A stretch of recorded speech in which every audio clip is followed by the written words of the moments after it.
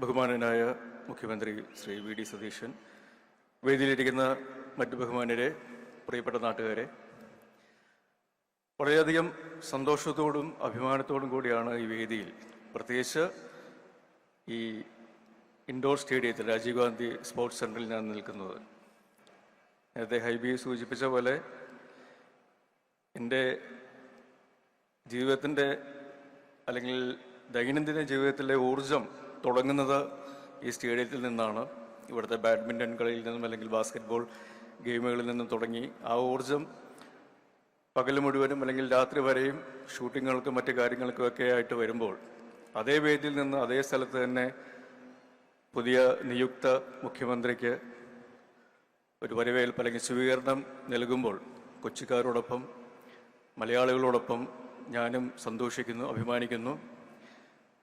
പാർട്ടിക്ക് അതീതമായി, വിശ്വാസങ്ങൾക്ക് അതീതമായി, പ്രത്യയശാസ്ത്രങ്ങൾക്ക് അതീതമായി, ജാതി മത ഭേദമന്യേ ജനങ്ങൾക്ക് വേണ്ടിയിട്ടുള്ള ഒരു ഭരണം തന്നെ ആവട്ടെ നമ്മുടെ പുതിയ സർക്കാർ നൽകുന്നത്. അത് എല്ലാ രീതിയിലും നാട്ടുകാർക്കും നാടിനും പുതിയ പ്രതീക്ഷകളും പുതിയ ഉണർവും നൽകുന്നൊരു ഭരണം തന്നെ ആവട്ടെ എന്ന് ആശംസിക്കുന്നു.